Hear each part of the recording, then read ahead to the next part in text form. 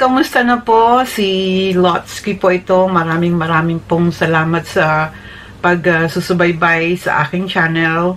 Again, pasensya na po at medyo alam ko matagal-tagal na po kung hindi nakakapag-upload ng video. Ito po, nagbabalik po ako ngayon and finally, meron po akong nagustuhang live na ginawa ni Stel, yung isang grupong viral ngayon name SB19. Ang gusto ko po doon sa comment na shinare ni Stel, nung nagkita kami, parang nagets na agad namin na magiging close kami, magiging tropa kami. So ayun, nagkita kami ni Maymay sa ASAP nung guesting namin ng I Want You. I Want You ba yun? O, tama, I Want You. Tapos, after nung nagkatitigan lang kami, tapos parang nagkaintindihan na agad kami na parang si Maymay Entrata, si Ama Kabugera, si Inday Kabugera. So yun, nagkatitigan kami, tapos parang matik na nagkasundo kami na parang magiging magtropa kami, ganun. Tapos natutuwa ako kasi lang, parang kahit sa chat-chat lang kami nag-uusap, close na talaga. Tapos parang ilang beses namin tinry na mag-set ng bonding, ako, siya, tsaka si Mimi. Kaya lang, hindi talaga namin magawa kasi sobrang pare-parehas kami tatlong busy. Tapos siya may mga performance din siya out of the country, kaya hindi talaga magkatugma. Kaya sana pag-uwi namin ng Pilipinas, magkaroon kami ng mga time para mag-bonding ba. Kasi ito si Maymay kalog din to eh. Natutuwaran ako dito kay Maymay. Kaya nga sabi ko sa kanya, kahit nung mga panahon na hindi pa kami nagkakausap-usap, gusto ko na talaga siya maging friend. Eh, nanonood siya ngayon. Hi, May. Sipin niyo yun. Nakakausap ko na si Maymay. Maymay Entrata. Biruin niyo. Alam naman po ninyo na nakilala natin si Maymay na talagang fun girl, you know, and wala siyang pakialam kung sino man yung gusto niyang hangaan, and talagang niyayakap niya and all that. Nakita naman po natin siya sa PBB. Ngayon, ang gusto ko pong gawaan ng reaction and comment dito sa sinasabi ni Stel na yung ayaw pong mag-follow si Maymay kasi nga naman po baka merong iba dyan, gawa na naman ng bash si Maymay.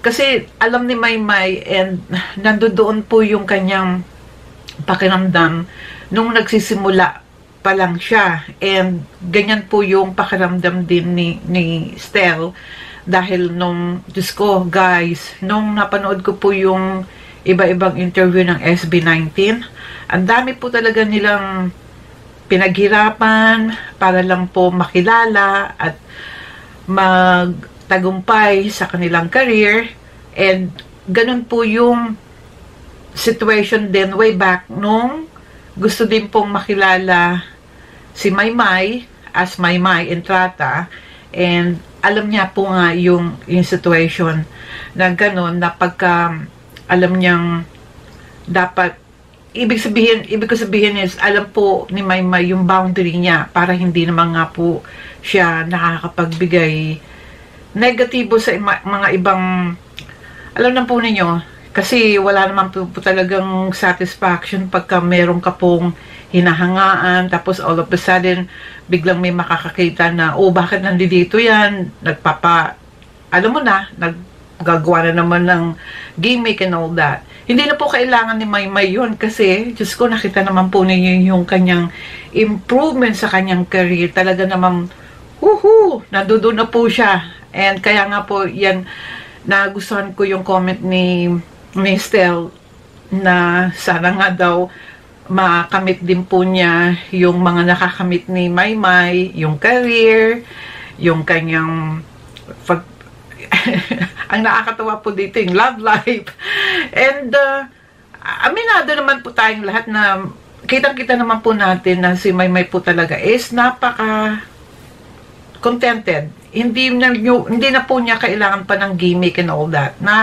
Nakamaymay na nga po talaga. Kaya nga, yun po yung nagustuhan ko na nag-comment si Stel. And alam po naman natin ng SB19 ngayon is famous po talaga. Pero, eto, galing kay Stel, natutuwa siya na magkakaroon ng magandang bonding kung sabihin na po natin, sana nga makakita po tayo or makapanood po tayo na magkasamang SB19 plus Maymay Entrata. Oh my God, talagang kakaiba na po talaga yung level na yan.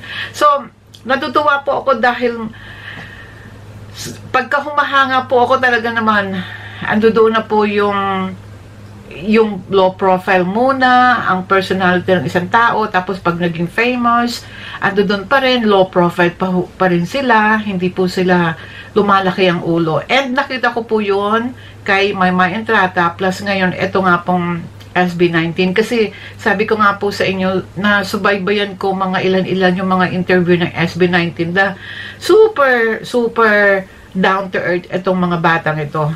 So anyway guys, alam ko, may mga certain videos po ako na sooner magagawa po ako ng reaction tungkol po dito sa SB19.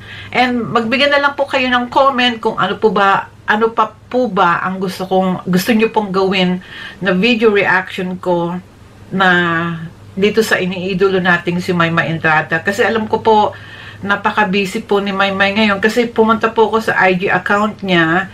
And talaga nga naman pong super ang ating hinahanga ang Maymay na super busy po talaga.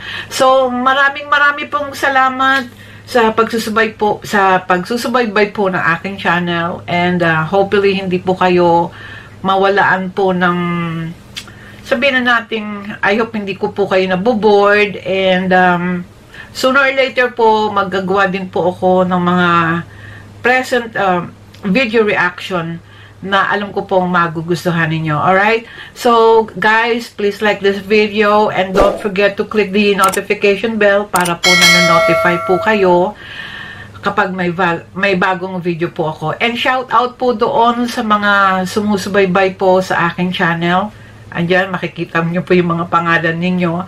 And maraming pong salamat. And we'll see you on my next video. Bye po now, guys. I love you all. Bye!